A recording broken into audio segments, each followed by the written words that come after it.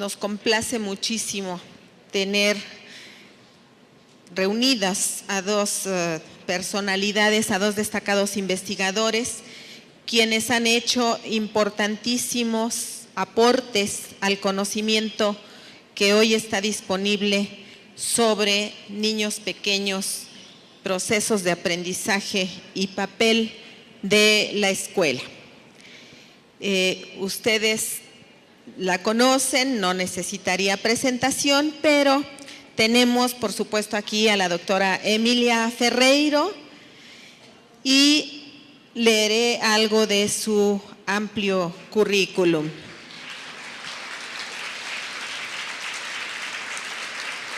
La doctora Emilia Ferreiro es doctora en psicología por la Universidad de Ginebra, Suiza.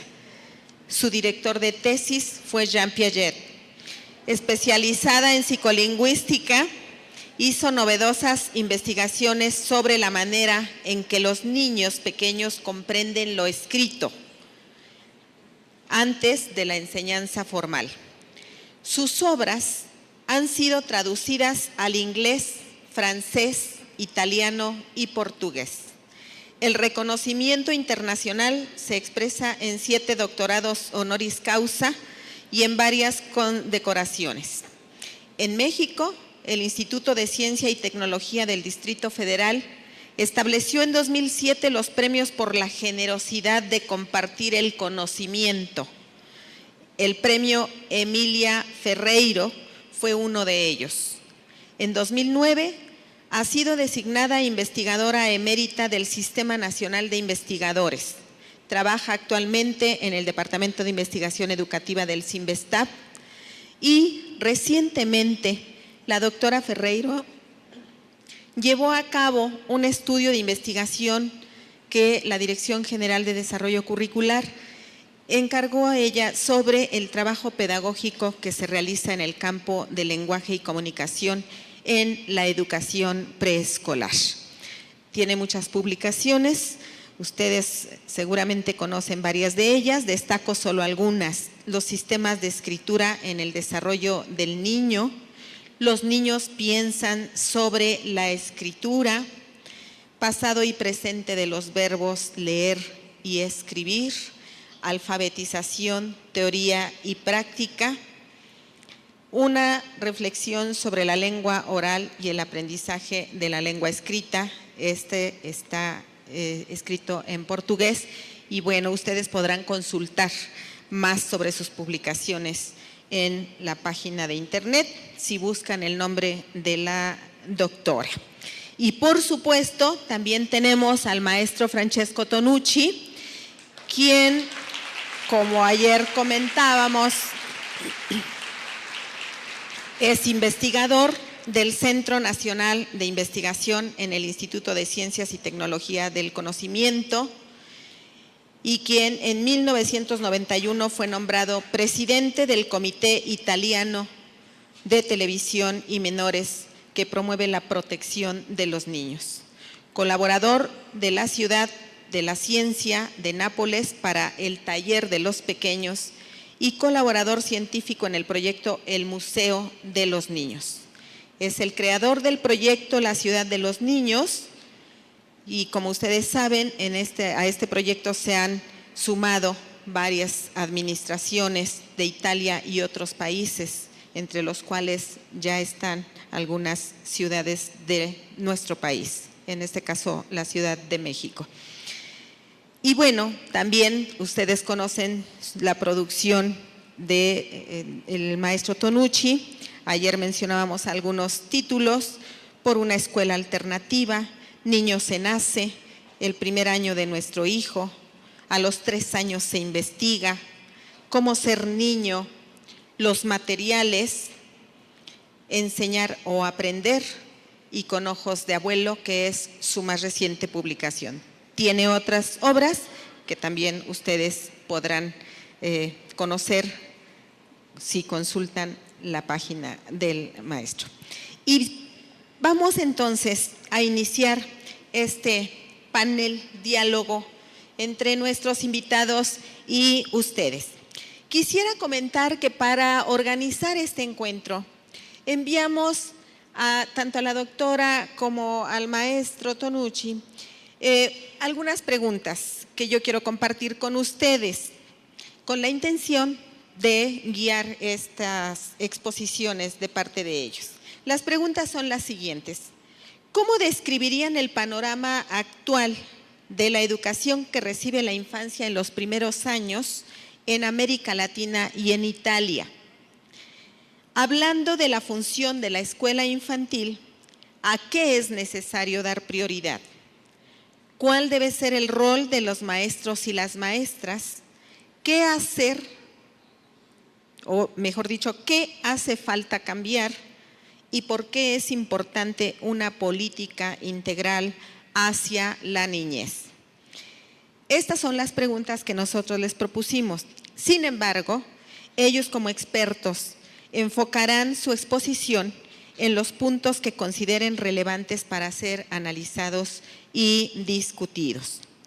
Y para alimentar esta discusión, solicitamos a ustedes hacernos llegar sus comentarios o preguntas escritas en el transcurso de las intervenciones de la doctora Ferreiro y del maestro Tonucci. Nuestras compañeras y compañeros, si ustedes les indican, podrán pasar por las papeletas y se las daremos a conocer a ellos para que puedan retomar esas inquietudes y dar respuesta a las preguntas que ustedes vayan presentando. Y bueno, con esta explicación pues damos inicio a este panel y cederé la palabra al maestro Francesco Tonucci.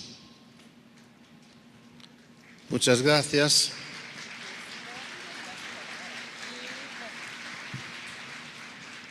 Intento contestar la primera pregunta sobre la situación actual y me refiero naturalmente a la situación italiana porque me parece interesante notar cómo presenta algunos elementos casi paradójicos. En Italia tenemos tres tipos de escuelas. Una escuela estatal. L'Italia è un Estado unitario, no federal, por lo cual hay escuelas estatales que son las últimas que nacieron al final de los años 70. Una escuela municipal, por lo cual estas dos son públicas y juntas representan más o menos un 60% del servicio nacional. Y una escuela privada, por la mayoría religiosa, no solo, pero por la mayoría, que representa un 30-40% del servicio. Lo que me parece interesante notar es que entre estos tres niveles escolares, el nivel que más desarrolla su calidad en la temporada de los años 70 y 80 es la escuela municipal. Aquí se conoce como el modelo de Reggio Emilia, pero no es solo de Reggio Emilia. Hoy muchas regiones italianas, muchas ciudades, cito simplemente Pistoia, Módena, Arezzo, Perugia y muchas ciudades de le Marche. Bueno, hay muchas ciudades que se están poniendo en este nivel. ¿Qué es lo raro? Lo raro me parecen dos cosas. Una, que este nivel tan alto lo consigue la maestría, los docentes que tienen la formación más baja de todo nuestro sistema escolar. Es decir, en los años en los cuales desarrolló toda esta calidad de escuela que fue reconocida, por ejemplo, en un estudio que la revista Newsweek ha hecho en los años 80, considerando la escuela de Reggio Emilia la mejor del mundo, los maestros que producían esta escuela terminaban su formación a los 17 años.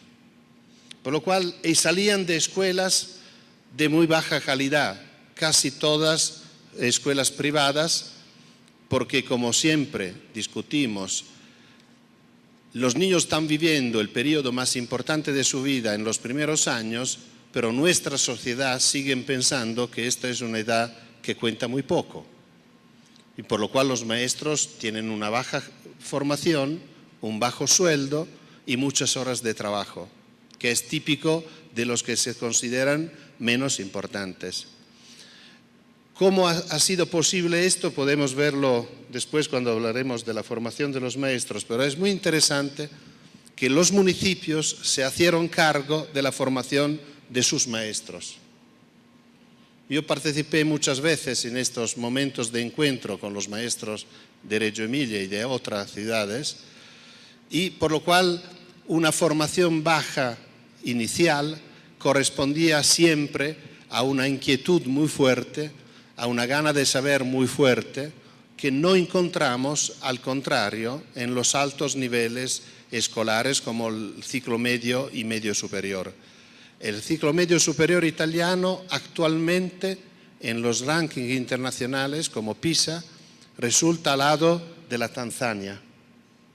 Esto es la paradoja. La otra paradoja es que lamentablemente el gobierno italiano nunca ha sentido el deber de estudiar por qué el modelo de Reggio Emilia es tan bueno, por qué vienen del exterior a estudiarlo, por qué Estados Unidos está muy interesado en esto y toda la América Latina se está moviendo intentando aprovechar de esta cultura, y al contrario la escuela estatal italiana, así como la escuela privada, pero la escuela privada es privada, la escuela estatal es del Estado, y no entiendo por qué el Ministerio de Educación no asuma este modelo como su modelo, lo estudie para llevarlo a todos los niños italianos.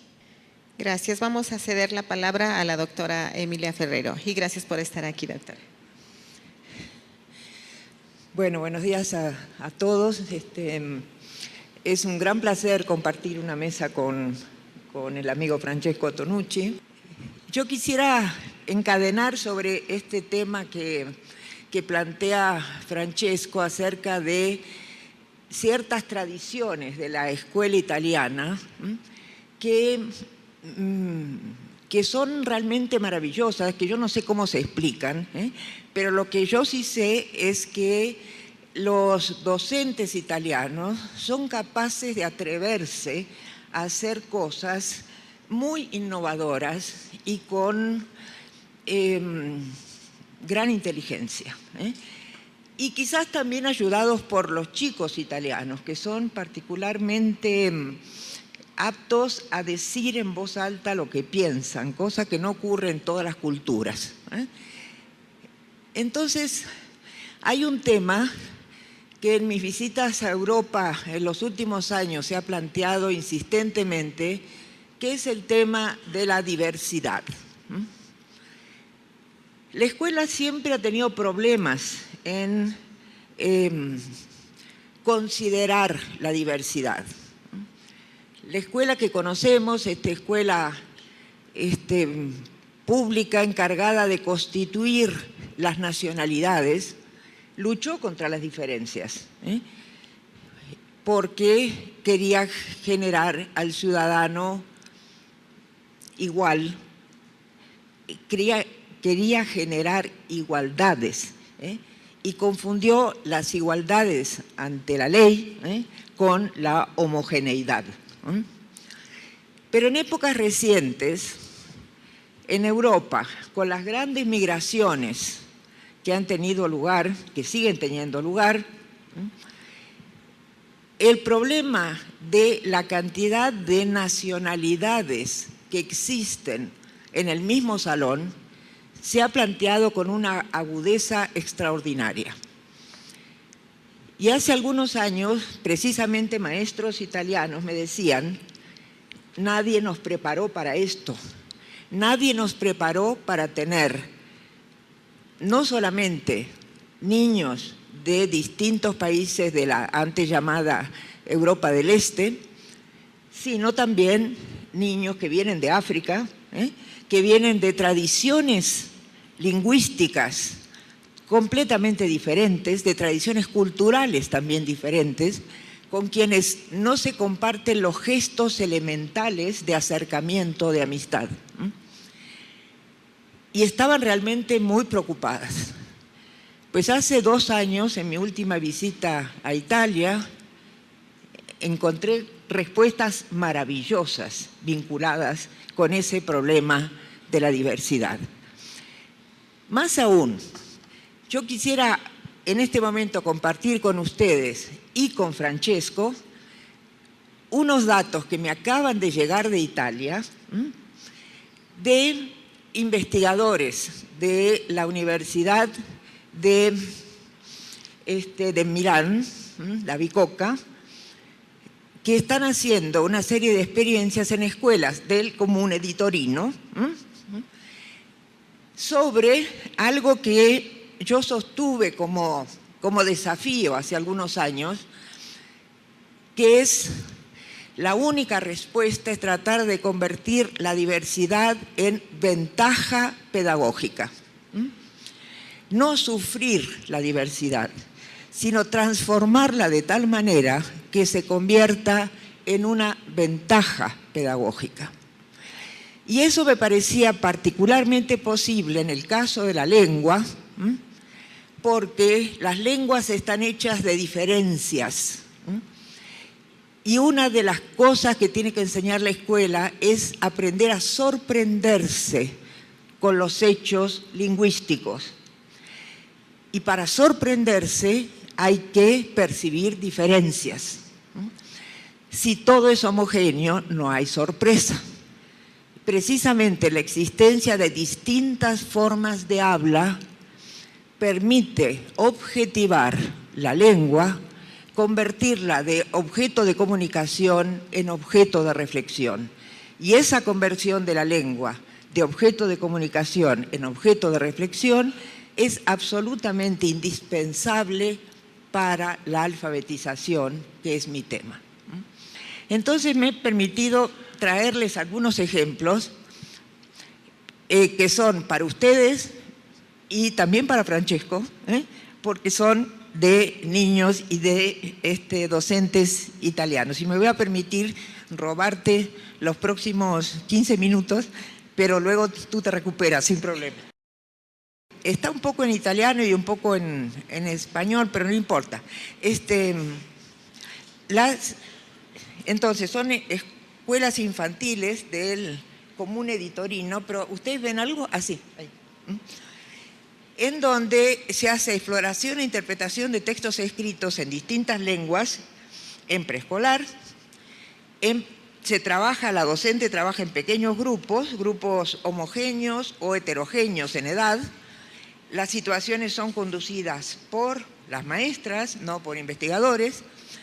Y en los grupos hay un número variable de chicos que hablan otra lengua, además del italiano. Entonces, fíjense lo que pasa.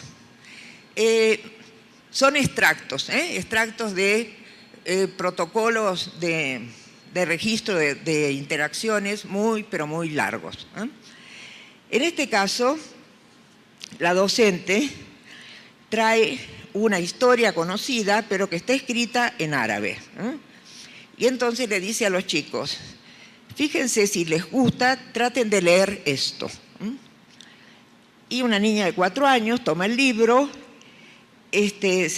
mira la escritura, se dirige hacia una compañera y dice, ma che scritte sono? Forse corsivo. Dice, ¿qué escritura es esta? Puede ser cursiva. Y la compañera se aproxima, observa y dice, penso sia stampatello corsivo. Pienso que podría ser imprenta cursiva. A casa sto imparando a scriverlo con la mia nonna. O sea, estoy aprendiendo en mi casa a escribirlo con mi abuela. Sigue la interacción y una Rebeca dice, quizás está escrito en inglés. Y un pequeño africano, saudí, de 3 años, dice, es inglés. No, aspetta, forse mi sembra amarico. Bueno, amarico es de Etiopía. Y entonces la la maestra inquieta dice, ¿por qué dices eso? E Saudi dice, perché è una lingua africana e io dopodomani vado in Africa. Porque es una lengua africana y yo pasado mañana voy a África. Y Rebeca dice, mi sa que ha ragione Saudi, parece que este chico tiene razón. En otro grupo también están trabajando una versión árabe de un texto conocido, La pequeña cerillera. Y esto es extraordinario. Mateo dice, este libro se abre de otra manera. La docente toma eso y dice, está diciendo que este libro se abre de otra manera. ¿Te puedes explicar un poco mejor? Y Mateo dice, questo si apre così, el libro en árabe. Y toma un libro en lengua italiana y dice, e questo così. E vuol dire che è diverso. Quiere decir que son distintos. Señores, en cursos de capacitación con profesores, yo muchas veces llevo textos en distintas lenguas y no tan rápidamente consiguen darse cuenta de que algunos se escriben de izquierda a derecha, mientras que otros se escriben de derecha a izquierda. Y descubrir esto rápidamente, pues es un logro impresionante. Sigue la interacción. Y Mateo dice, non lo so, io non conosco queste scritte. Esta escritura no la conozco. Francesca dice, anch'io non le conosco. Y Rocco dice, ma non c'è la mia lettera. O sea, se llama Rocco y busca su inicial, la R, y no la encuentra. Y Mateo dice, non c'è neanche la M. ¿Sí? Tampoco está la mía. Es decir, ¿qué clase de escritura es esta que no tiene las iniciales de los nombres propios de los chicos? Y Mateo vuelve con el asunto de la comparación entre un texto en italiano y el texto en árabe, diciendo, esta es una escritura y esta es otra, son distintas. Francesca dice, la nostra scritta è in italiano. Sí, nuestra escritura está en italiano. Y otro grupo, bordando sobre el mismo tema, dice por ahí en un momento dado, no se entiende porque se escribe distinto, es otro modo de escribir. Pero atención, no dicen, esto no es escritura. ¿Sí? Lo reconocen como una escritura diferente. Ilaria dice sì, perché noi parliamo l'italiano, perché siamo in Italia e in Francia si parla il francese. Federica, bueno, sí, nosotros hablamos italiano porque estamos en Italia, en Francia si habla il francese. Federica dice, sono due modi diversi di parlare. Y Alex agrega, anche di scrivere. Eso es fantástico. Son dos maneras distintas de habla y también hay maneras distintas de escritura. Ahora, fíjense qué pasa cuando los chicos asisten a la comparación de la misma historia en dos lenguas distintas, una comparación de la lectura que hace la maestra, en este caso es un texto en portugués que la maestra podía leer, sino en otros casos se hace ayudar con padres de los niños, con vecinos, gente conocida, para que circule no solamente la escritura, sino también la oralidad. Entonces, es la misma historia y una está en italiano, otra en portugués. Aquí no tenemos diferencias de grafías. ¿Sí? Aquí Rocco y Mateo van a encontrar su letra. ¿Sí? Uno de los chicos dice, forse una è più difficile. O sea, la que está en portugués, pero no sabe que está en portugués, le parece más difícil. Y Giovanni dice, no conseguimos entender, porque una está en cursiva. Y sigue este asunto de que cursivo es lo distinto, lo que no entiendo, ¿verdad? Y la otra, no. la maestra pregunta, ¿qué quiere decir cursivo? ¿Por qué? Y Daniel dice, vuol dire scrivere in una maniera diversa dall'altra, dice clarísimamente. Le llamamos cursivo a lo que no entendemos. ¿Sí? Bueno. Entonces, la docente pasa a leer la historia. Primero la lee en italiano y luego en portugués. Y cuando termina la lectura en portugués, Giovanni dice, ho capito, ma certo, è scritto in un'altra lingua. Entendí, está escrito en otra lengua. Cristina dice, sí, es inglés. Giorgio dice, no, es francés. Giovanni, a lo mejor es español. Jacopo, sí, es español. Tiene razón Giovanni. Y la docente dice, pero ¿cómo se dieron cuenta? Y entonces Cristina dice, lo he entendido porque una habla en italiano y la otra lengua. Giorgio dice, lo entendimos cuando la maestra lo leyó. Y la maestra dice, pero ¿cómo? Escuchen esto que es fantástico. Giovanni dice, perché hai cambiato la voce, porque cambió la voz. Y Daniele dice, non la voce, ma il suono delle lettere. Fantastico. Y Coco dice, ha ragione Daniele, la voce della maestra è sempre uguale. Ustedes ya están entendiendo el italiano perfectamente. ¿Sí? Esta distinción entre si cambia la voz o no cambia la voz es una distinción finísima. Chicos de 5 años son capaces de entrar en las sutilezas del lenguaje cuando se les presentan desafíos de esta magnitud. Y entonces, aquí vienen 2 joyitas. Uno es con el libro El Principito. La enseñante en este caso trae el libro en francés, que se llama Le Petit Prince. Y entonces les propone que lo miren. Y entonces empiezan mirando las letras. Mateo dice, estas letras existen también en Italia, y muestra algunas letras. Matilde dice, estas letras son de Torino, es la ciudad donde están, porque obviamente el lío de ciudades y país todavía no está resuelto y tardarán bastante en resolverlo.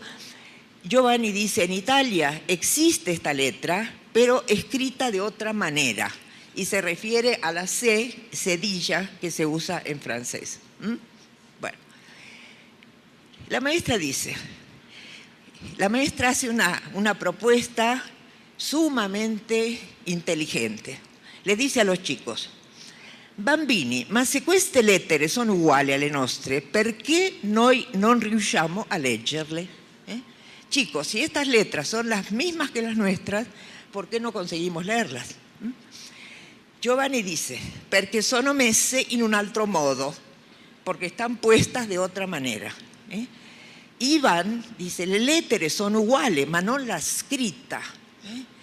Y esto es fantástico, porque dice, con las mismas letras, pero combinadas de otra manera, la escritura es distinta. Los elementos pueden ser iguales, pero si las combinaciones no son iguales, la escritura es distinta. Otra sutileza sensacional. Entonces siguen bordando sobre esto de qué es lo semejante y qué es lo diverso entre el italiano y el francés escrito. Y Mateo dice, algunas están al revés, algunas ni están, y entonces se hace difícil leerlo. Y Raquel sospecha malas intenciones. Dice, sono messe così perché qualcuno ha dimenticato di metterle nel modo giusto. Están puestas así porque alguien se olvidó de ponerlas de la manera correcta. Y Giovanni dice, no, los pusieron así porque el escritor es francés. Mateo dice, los franceses no escriben como los italianos. Y Raquel insiste, loro mettono le lettere in disordine, così noi italiani non capiamo niente. O sea, ellos están poniendo las letras desordenadas para que nosotros, italianos, no entendamos nada.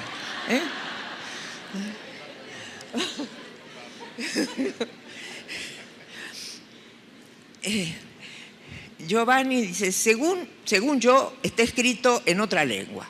Mateo, según yo, es lengua francesa. Y la docente dice, lengua francesa. ¿Y cómo se hace para saber que es lengua francesa? Giovanni dice, perché c'è il disegno del piccolo principe che parla solo in francese, porque está el dibujo del principito que solamente habla en francés. La docente toma esto y pregunta, ¿pero cómo es eso de que este personaje habla solamente en francés? Matteo dice, perché l'ha scritto uno scrittore che abita in Francia. Io a casa ho un libro del Piccolo Principe scritto in francese. Lo ha escrito un escritor que vive en Francia y yo en casa tengo un libro del Principito escrito en francés. Nicole dice, allora il Piccolo Principe è nato in Francia, por lo tanto il Principito nació en Francia. Giovanni dice, ma il mio libro è scritto in italiano, sono sicuro, perché quando papà me lo ha letto parlava in italiano. Dice, pero mi libro está escrito en italiano, estoy seguro, porque cuando papá me lo leyó, hablava in italiano. Matilde dice, ci saranno due principi, uno nato in Italia e l'altro nato in Francia. Entonces hay dos príncipes, ¿verdad? Ok. Y Raquel dice, este es el príncipe que nació en Francia porque han escrito el libro con las palabras francesas. Bueno, y entonces esa es una de las soluciones, porque estamos aquí entrando en el problema de la traducción. Y si la historia es la misma, cuando está escrita en otra lengua. Y el drama surge con Pinocchio en versión rumana. Porque Pinocchio, o sea, Pinocho para nosotros, es italianísimo, ¿sí? Y es muy difícil aceptar, con el Principito se puede aceptar que hay uno que nació en Francia y otro que nació en Italia, pero con Pinocho no se puede. Entonces, fíjense lo que ocurre. Bueno, un niño rumano trajo la versión de Pinocho en rumano. Allá dice, está escrito en rumano, el docente pregunta por qué, y allá dice lo normal. Lo trajo Mateo, que es rumano, entonces bueno. ¿Sí? Y Alessandro dice, está en italiano, porque Pinocho es italiano. No puede haber otro Pinocho. No, porque hay solamente un Pinocho, el nuestro. ¿Sí? ¿Cómo que Pinocho en rumano? ¿Qué es eso? Y Rebeca dice, in italiano también, perché l'hanno scritto gli italiani la historia di Pinocchio. No puede estar en otra lengua. Alice universaliza Pinocho y dice, è scritto in rumeno perché ci sono dei segni diversi e perché l'ha portato Matteo. La storia di Pinocchio esiste in tutti i paesi. ¿Sí? O sea, la historia de Pinocho es universal, existe en todos los países. Y el chico que trajo el libro dice, es Pinocho, está escrita en rumano. Las letras son distintas porque tienen esto e indica algunos de los signos que no existen en el italiano. Y Rebeca borda sobre este tema de la universalidad. La storia di Pinocchio è bella, l'hanno passata in tutti i paesi per i bambini, così la mamma poteva leggerla. Sí, es tan bella la historia de Pinocho que la pusieron en todos los países para que las mamás pudieran leerlas. Y entonces la docente plantea la pregunta crucial, ¿esta historia es igual a la nuestra? O sea, este Pinocho en rumano es igual al Pinocho en italiano. Matteo dice, è diversa perché la scrittura è diversa. Es distinta porque la escritura es distinta. Rebeca dice, es distinta porque está escrita de otra manera. Aya dice, cambia porque está escrita en romano. Entonces cambia las letras. Y Alessandro dice, es distinta. La historia no es igual porque cambia el libro. Y Alice dice, es igual a la nuestra, porque las figuras del libro son iguales a las nuestras. Y entonces, fíjense, el tipo de problemática que son capaces de plantear, de decir y de expresar con todas las letras, a mí me parece sensacional y creo que de veras, por primera vez estamos entendiendo mejor cómo se puede aprovechar la diversidad y convertirla en una ventaja pedagógica.